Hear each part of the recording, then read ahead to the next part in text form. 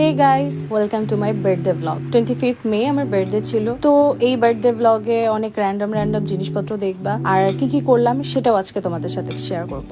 24 তারিখ বার্থডে চান রাতে বাজার করতে চলে গেলাম। আগে থেকে লিস্ট করে গেছিলাম যে বাসার জন্য কি লাগবে। আমার মেনুটা একদম সিম্পল ছিল। এর মধ্যে আমার বেস্ট ফ্রেন্ড অর্জুন আসছিল। বাজারটা বাসায় রেখে ওর সাথে চলে গেলাম মিরপুর 10 হোপ মার্কেটে। অনেক দেখে শুনে একটা কুর্তি পছন্দ হইলো। পরে অর্জুন আমাকে বার্থডে উপলক্ষে এই কুর্তিটা গিফট করলো। সুন্দর না বলেন?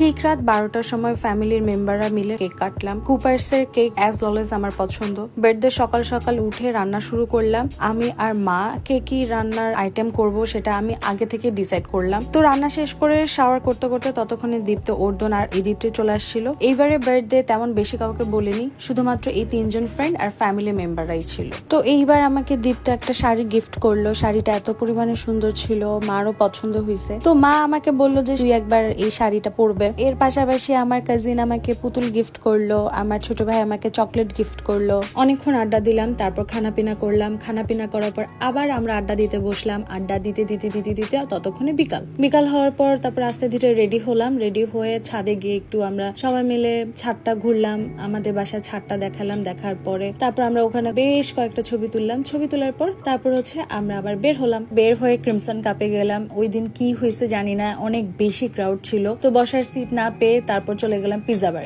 বার্গার। ব্লু ওশানটা আমার অনেক পছন্দের, ওইটা ট্রাই করলাম। তারপর বের হলাম, বের হয়ে তো বাসায় চলে আসলাম। এখানে আমার বার্থডে ব্লগটা শেষ। যাই হোক, ভালো লেগে থাকলে থ্যাংক ইউ, টাটা।